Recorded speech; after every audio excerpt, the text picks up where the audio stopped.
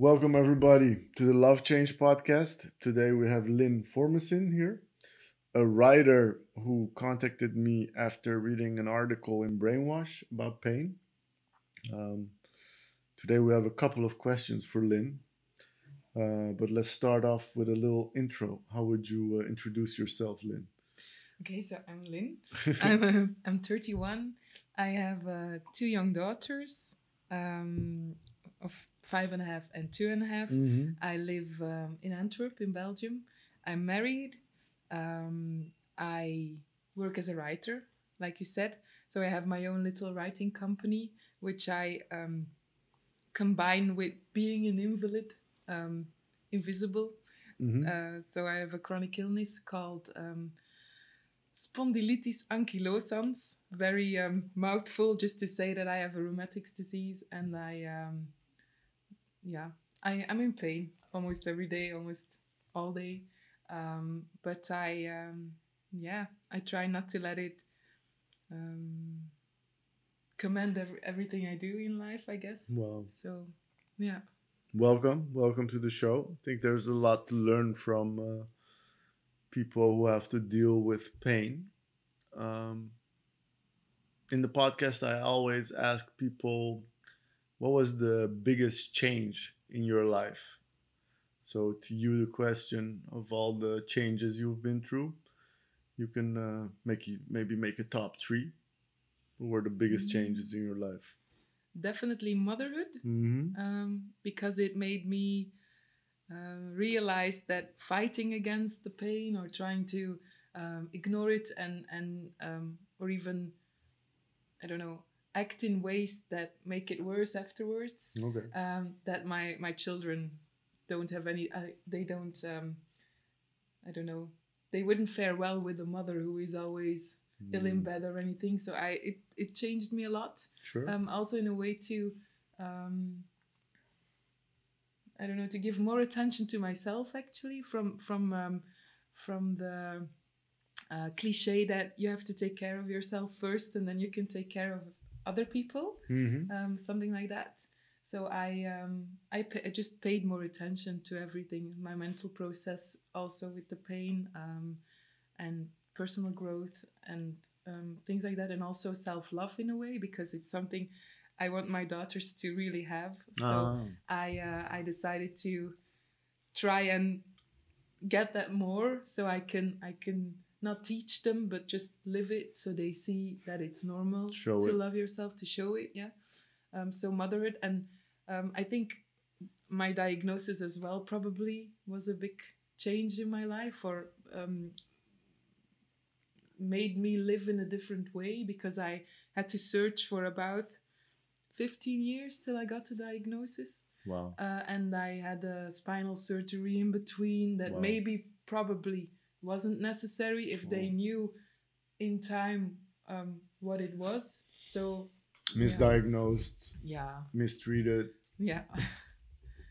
Like a lot of people, I think. Yeah, I think when you're dealing with something that's hard to diagnose, and you are trusting doctors and professionals to take good care of you, and you also don't know. Yeah. So I hear you saying that your daughters, becoming a mother, changed your perspective on how you deal with your own ailments. Yeah, and also how I communicate about pain, because I grew up in a family that didn't have a lot of room for pain or tears or anything. It was mostly just stop crying. I think it was probably the most heard sentence when I was a child. Don't cry. Yeah, don't cry. Don't cry, and don't complain either. Yeah. And anything that's not going well is probably between your ears in a way. So just deal with it.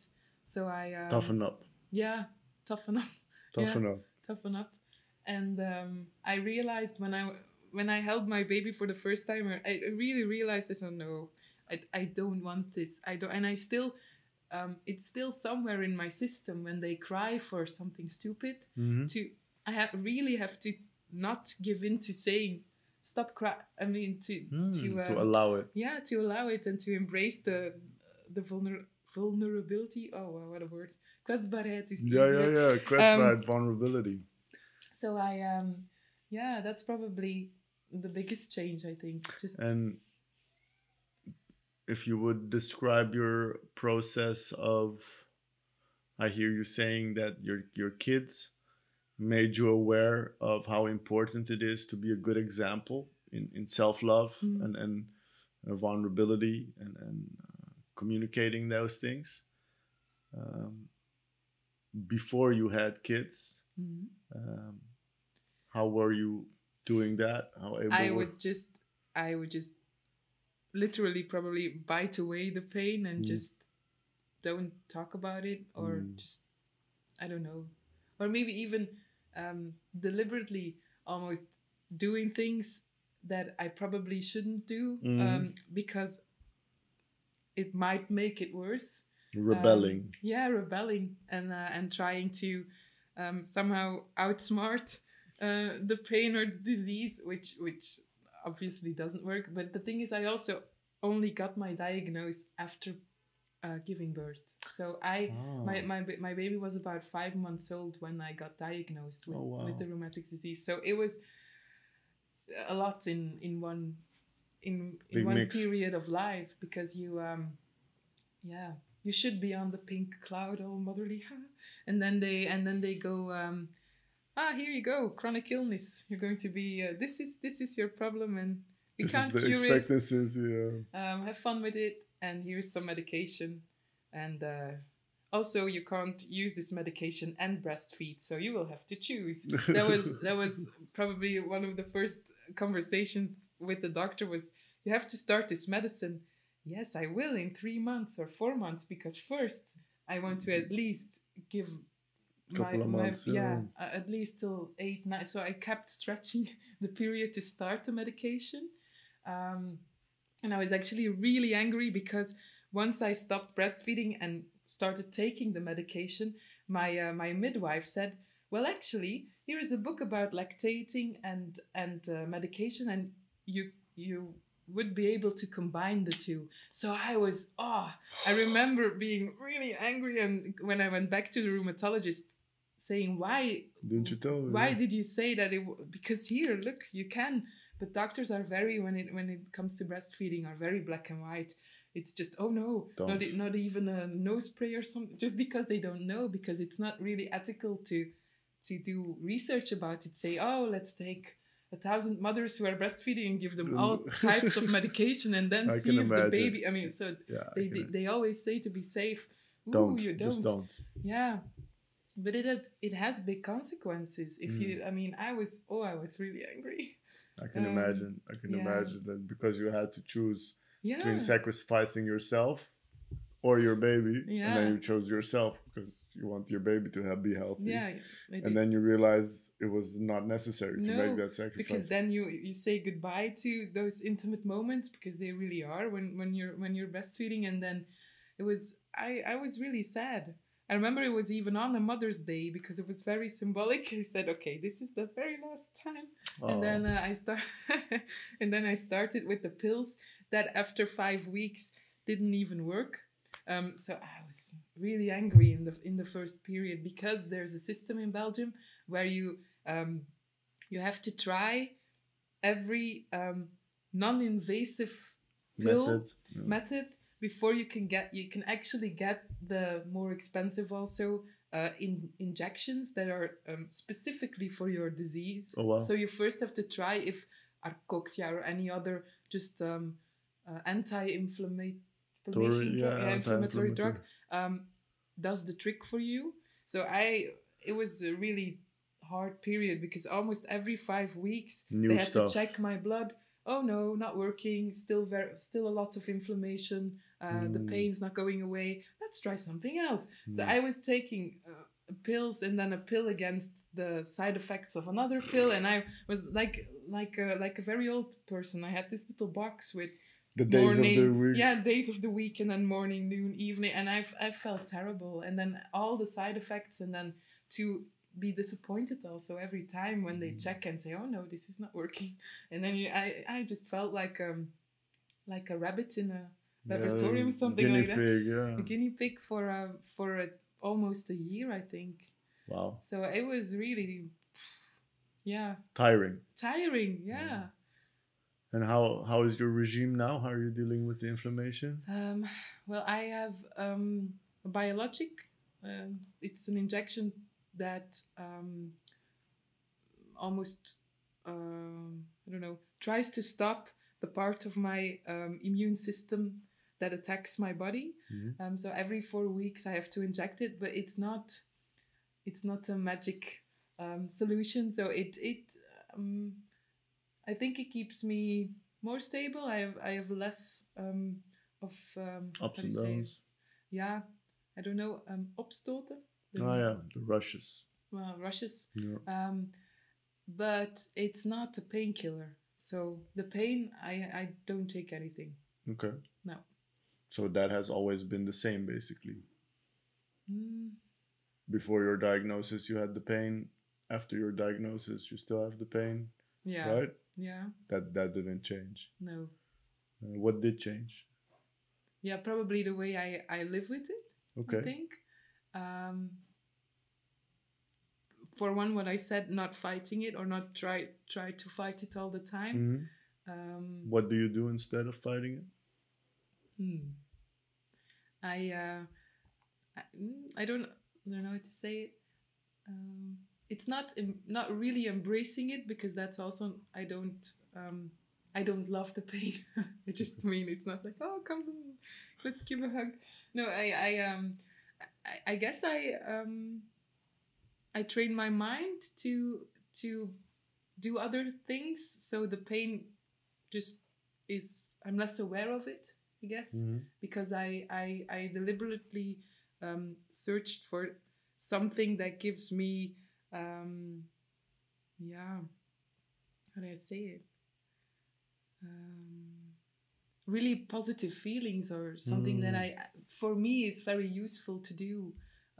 Writing, interviewing people, even giving lectures, just inspiring other people. Oh, wow. Things like that. And it just doesn't, or the pain is not as, how do you say it?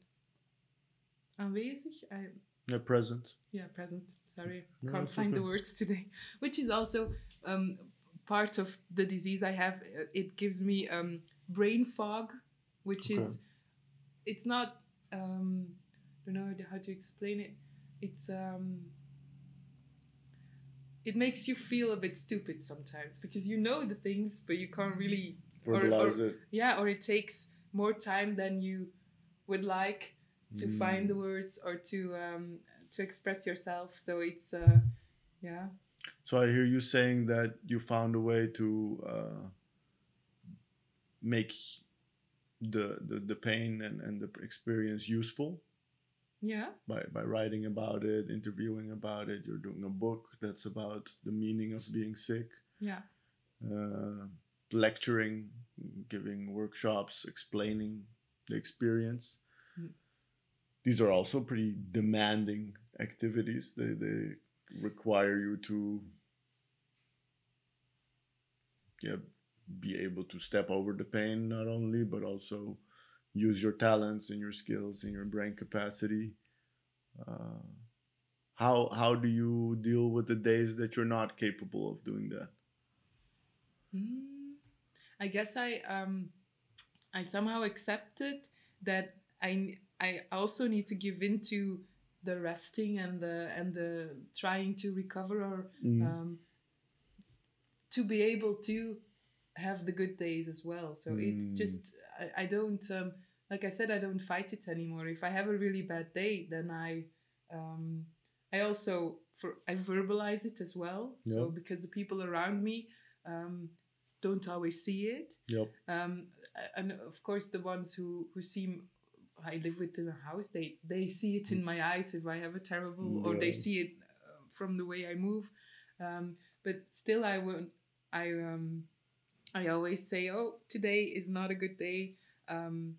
Don't don't be irritated when I'm irritated, because it's just part of it. You can't always keep smiling when you have a terrible day. It's What just, do you do on those days?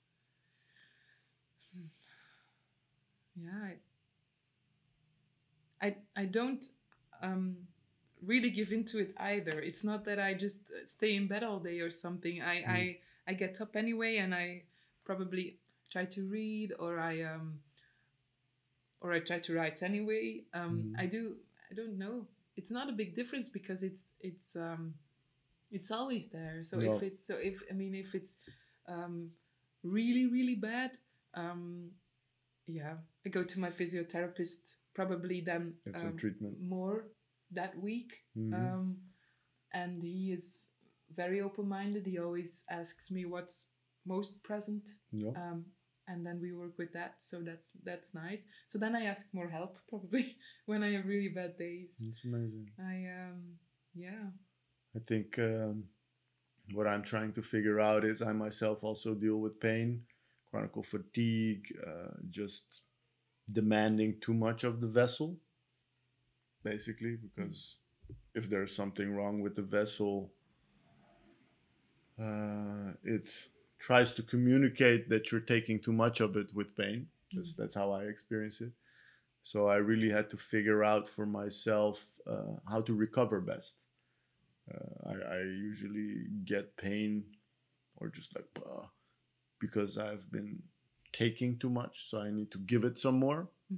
And I was trying to figure out what you do to give yourself energy, almost mentally, emotionally. Sometimes I really need sometimes to even give myself in a way more pain, but to fill the pleasure battery, as to say. For instance, to go dancing is one thing for me. Gives you energy. It gives me a lot of energy. But I can't just go dancing for an hour. Then if I go dancing, it's with friends, and it's 6 a.m. and my feet are burning. And then the next days, I am a total wreck. Okay. But it just makes me so happy, and it gives me I don't know. It makes carrying the pain easier, even though worthwhile. Yes, yeah. And I learned probably one of the things that I really learned was that the people who then afterwards, when I went dancing and I'm just destroyed, a pile of pain. Yeah. Oh yes, but you can. Oh sure, you can dance, but you can't do this.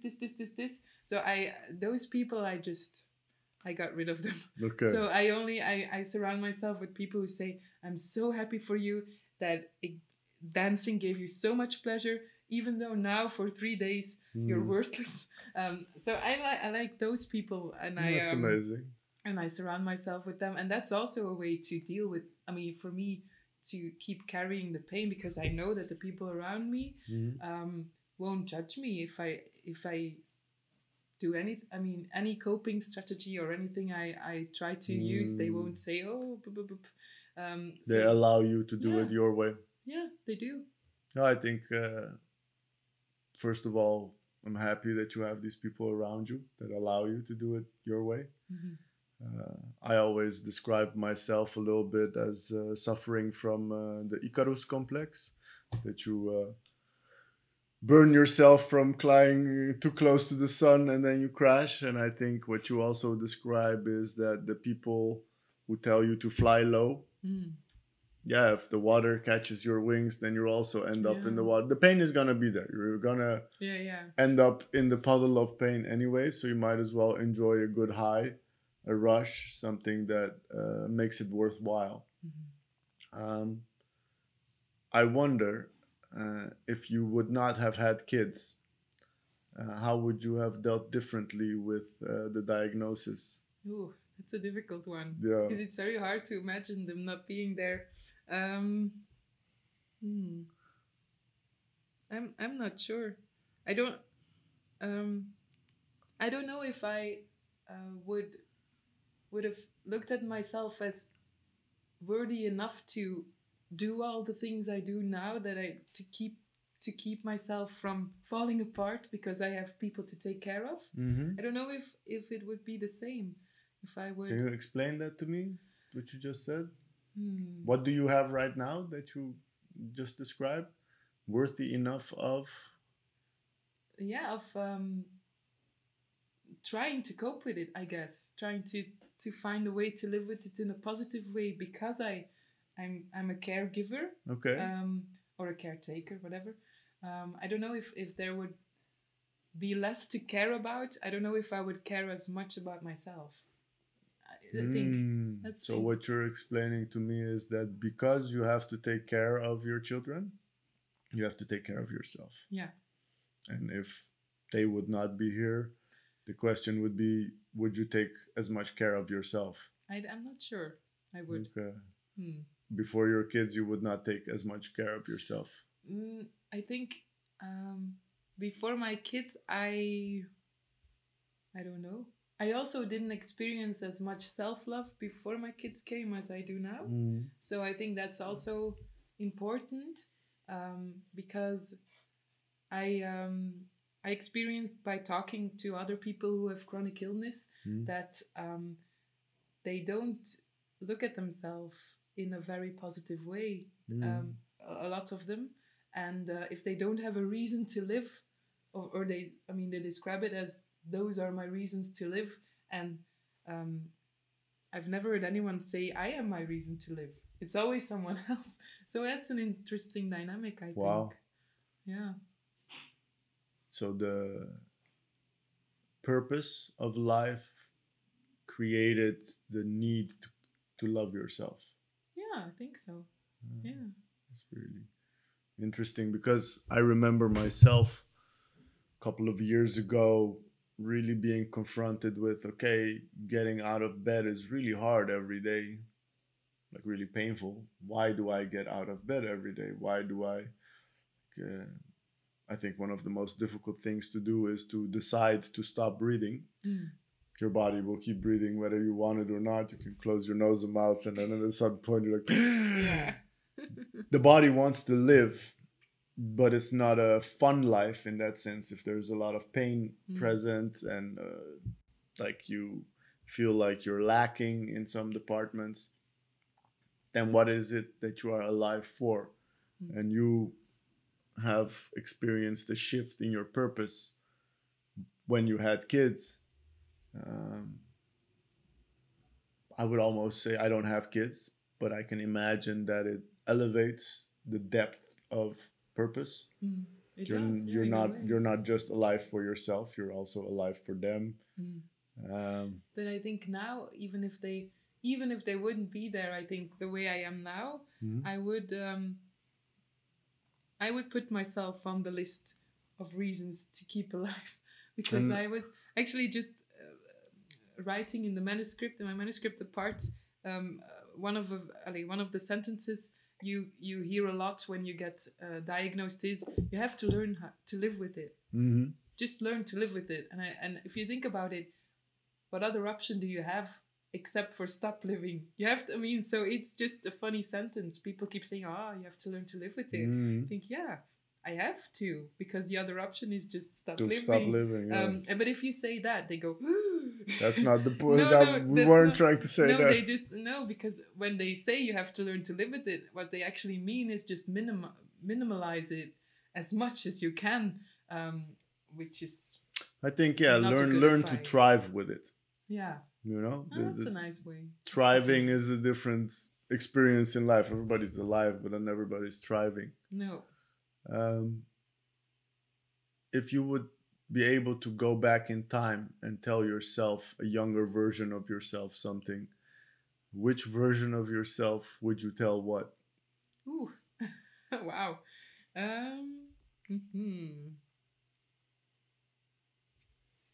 That's a really good question. I would probably go back to just when I started university, and I was already in a lot of pain. but I didn't know exactly what it was, or they thought it was I mean there was a problem in my spine already, but it wasn't. I mean, then they also said you have to learn to live with it because you're too young. We're not going to operate on it yet because blah blah blah. And I just at that point I just tried to ignore it a lot, and I worked in bars and I worked really hard and physical and I could almost it was sometimes hard to reach my door after working a shift, so I would keep smiling and keep treating everyone as I should when you're a bartender, and filling up the fridges and replacing the tabs and everything, and lifting, heavy lifting, and then get home and just cry and just be but I had to, because I had to pay for my education, so I was in a struggle. But I think I would tell myself at that point to look for maybe a different way to earn the money, I guess. Find a different job. Find a different job. And I don't know, I would and also to not try to push the pain away, and to talk about it more, because I felt I was afraid of being victimized for a very long time. So with the also from my childhood, of course, don't cry, so I just was struggling a lot with, do I tell people I'm in pain? Do I know I shouldn't? I probably shouldn't. How would you convince your 18, 19, 20-year-old version to overcome that fear of talking about it? I think it's probably more important to overcome the fear of not being heard. Okay. I think more. Tell me more. Because if you, I don't know, to me it's not very difficult to talk about it, because I don't, or even then it wasn't very difficult for me. If I wanted to, I would have been able to just tell people, oh, I'm in pain and this is what I'm feeling. Okay. But I didn't, because I was afraid that they would think I was complaining or so. Just the thought of being victimized, being looked at as someone, oh no, oh, she's very negative because she's going to talk about her pain. So I would probably convince my younger self that it's not a negative thing to be open about it, I think. Yeah, I get what you're saying. I think if I would relate that to myself, I think I am a person who is holding the finger up towards myself, be like, hey, don't cry, don't complain about the pain. And that was the thing that was holding you back from speaking to other people. Yeah. And you have been able to change that for yourself, to not worry about being, how do you say it, seen as negative or complaining. How did you change that inside yourself? For me, it was by writing about it, because I when I got my diagnosis, I was working as a journalist with an online one, and I just asked the paper I was working for, can I write about it? Can I write an article about it? So I mean about being invisibly ill. No, right. And about the fact that a lot of people who have the same,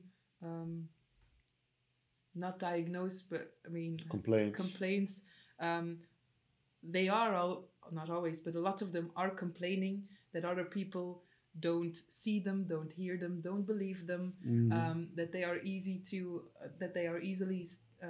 stigmatized as well, or that there is a way. I mean, people look at it in a way as you are ill, so you're not allowed to have fun.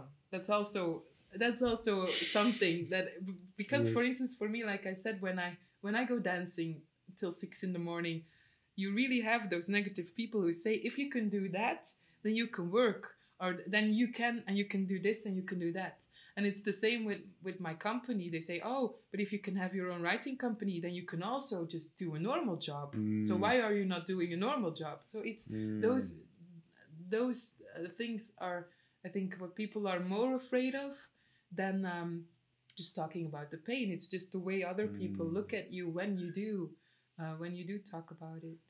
And you're telling me that writing helped you to overcome because the judgments, the fear of judgments. Yeah, because I could just mirror a lot of things, just be very open about it, and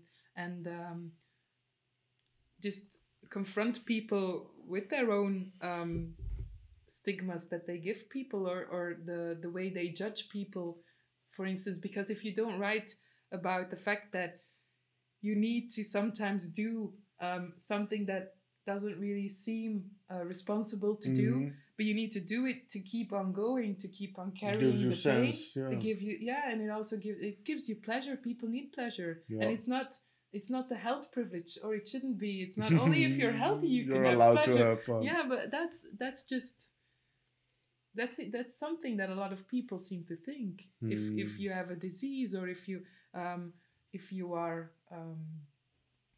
living with a handicap, or if you have limits, then just stick to them or something. You shouldn't don't stick to your lane. Yeah, stick to your, don't go outside, don't try to push the limits or anything. Just sit sick in a corner and take your pills and be quiet. It's just not a way, I love it. Not a society I would like to live in. I like it the way you were able to use the feedback that people give you also to mirror. I think that's what I also tried to do in the article that I wrote about your relationship with pain, is that it's trying to keep you back. The pain is trying to teach you to not do that something again. And we all experience pain in different ways. And some of us allow the pain to prevent us from going back out there. And you're actually not doing that. You're allowing the pain to get you more out there, more and more, and even expose the pain and open up about it. Yeah, because I mean, what use would it have if I just, I don't know, if I just get immobilized by it, or then it doesn't really have a purpose. I mean, not that it, I don't know. I think it's a difficult thing to think about. Does pain need to have a purpose, or do you need to find a purpose in pain? Because for a lot of people, they just don't know. They just let it get to them, and just get in a very passive way of living, and just everything is in function of the pain. I think that's a great question. My journey, I think, to where I'm at with the brand that I'm building is that I have to phrase it as love change. And change is a painful process. If you see a caterpillar becoming a butterfly, we're looking at it and we're like, oh, that's beautiful, that's metamorphosis.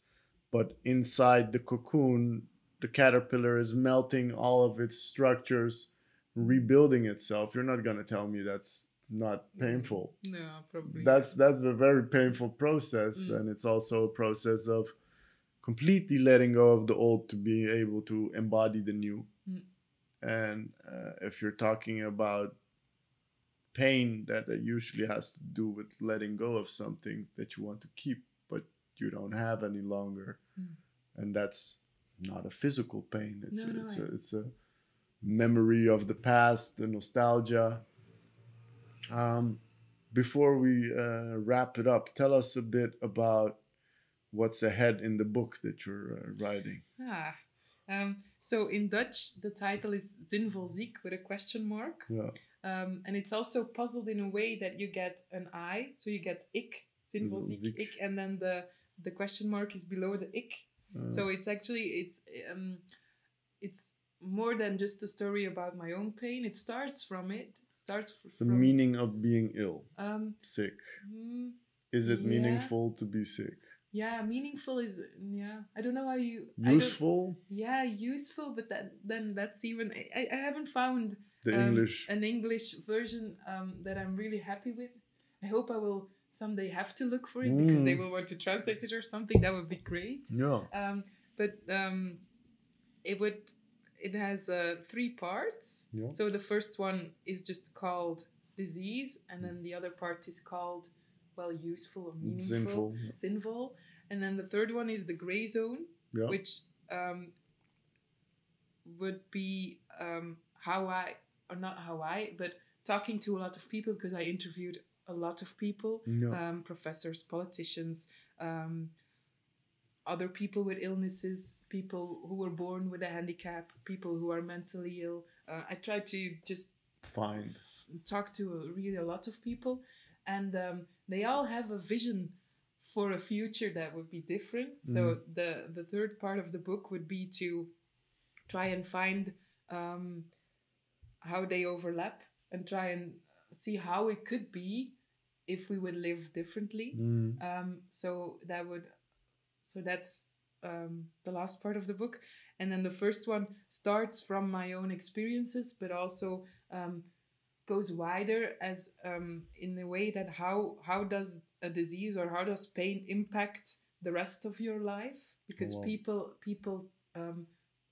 obviously it's easy to just think pain is inside you, so it's your pain, or it's just it only attacks your body, or it only attacks your mind. But of course that's not the case, because it limits you in every aspect of your or it can limit you in every aspect of your life. It doesn't have to be that way, but it can. So the book so what I want to do is I don't know, confront people with that. And if you're not ill, because that's very important for me, that it's not just a book for other chronic patients, but it's actually informing and mirroring as well.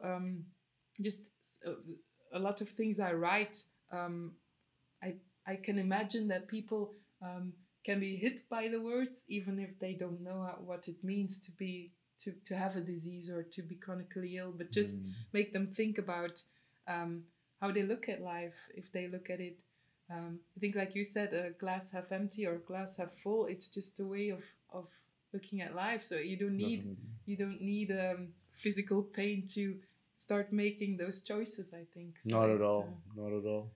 Yeah, that's amazing. Thank you for sharing. The podcast you have with all the interviews is called De Grijze Zone. In de Grijze Zone. De Grijze Zone. On Spotify. I'll link it in this episode. And I found it beautiful that you decided to travel back to, basically the beginning of your student years, to tell yourself, first of all, find a different job that doesn't require you to bust your ass so hard, which you eventually did as a journalist. I'm happy you found that. And the advice you had was to almost not care about what people might think if you communicate. Well, not care is not, but don't be afraid of being rejected in being vulnerable. I can't say the word vulnerable. Kwetsbaar. It's easier. But just because if a person can't embrace the fact that you share, then it says more about the person than it does about you. That's what I learned. People, if they can't handle the rawness of it, then that's not my problem. I mean, or it shouldn't be my problem. So I shouldn't try to soften my communication because someone else might not be able to take it. It's just I adapted more when I was younger. I thought, let's not make the other person uncomfortable. And what value do you find now in sharing and writing about pain or being sick? It just opens up dialogue a lot, and it also because I feel very lucky to be able to write and talk as easily as I do.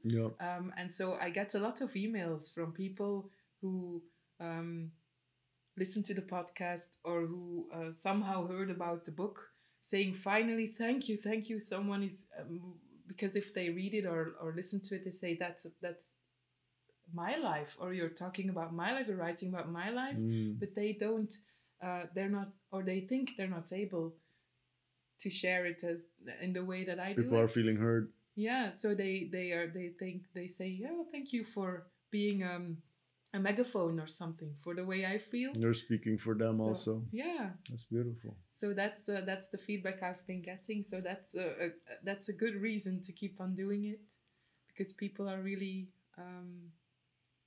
yeah, they find it liberating in a way that someone finally Steps in and yeah, represents their yeah, voice. That's beautiful. Yeah, I guess that's also how we found each other, because you said what I wrote yeah, could have been your story that's true. Yeah. about how you experience pain, what it does to you, how it's present, and what sense you try to make out of this pain. What are you supposed to do with it Yeah. when you're served this platter? Thank you so much. Thank you for the interview. Thank you for And inviting me. looking forward to reading your book very much. Thanks for tuning in for the Love Change podcast. You've heard Lynn describe how she was able to shift into sharing her vulnerability, kwetsbaarheid, and actually practice more self-love and self-care thanks to her kids. Maybe also thanks to growing wiser and older every day. Probably. Thanks a lot.